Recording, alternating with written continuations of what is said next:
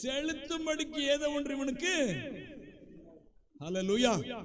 ஆசாரியன் என்பவன் பலி செலுத்திக் கொண்டே இருக்கணும், செலுத்திக் கொண்டே இருக்கணும். எதையாவது ஒரு மிருகத்தை கொண்டு வரணுங்க. இது எதை காமிக்க தெரியுமா? தேவன் அவருக்காக ஆத்துமாக்களை ஆதாயம் பண்ண வேண்டும் என்பதை காமிக்கிறார். ஹல்லேலூயா.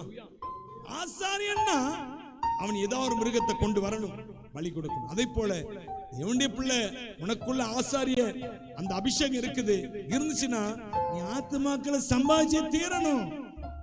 ஹல்லேலூயா. எத்தனை பேருக்குள்ள ஆசாரிய அபிஷேகம் இருக்குன்னு நினைக்கிறீங்க?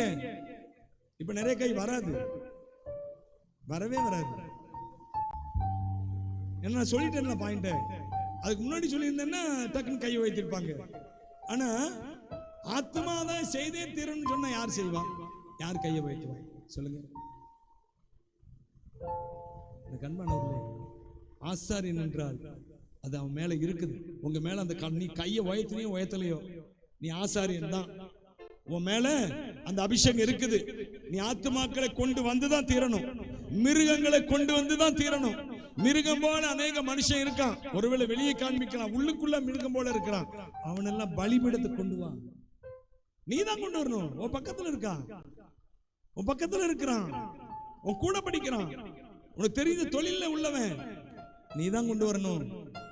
கர்த்தர் அவனை எதிர்பார்த்து இயேசு சொன்னார்ல, இந்த தொழுவத்தில் அல்லாத வேற ஆடுகளும் எனக்கு உண்டு, அவைகளும் என் சத்தத்தை கேட்கும் அப்படின்னாரு. அல்லேலூயா. இந்த தொழுவத்தில் இல்லாத அப்படின்னா என்ன அர்த்தம்? தனக்கு முன்னா இருக்கிற கூட்டத்தை பார்த்து சொல்றாரு, இந்த தொழுவத்தில் இல்லாத வேற ஆடுகள் வெளியே இருக்குதுப்பா, அவைகளும் கொண்டு வரணும். நீங்க தான் கொண்டு வரணும்.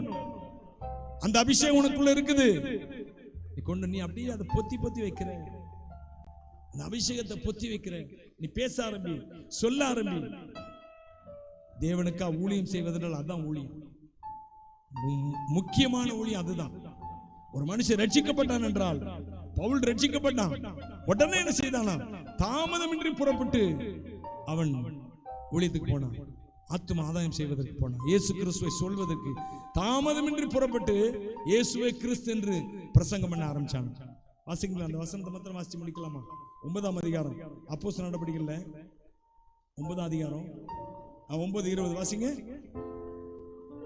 தாமதமின்றி கிறிஸ்து தேவனுடைய குமாரன் என்று ஆலயங்களில் பிரசங்கிக்க ஆரம்பித்தான்.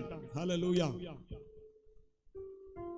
தாமதம் கூடாதுமா ஐயா, தாமதம் கூடாது.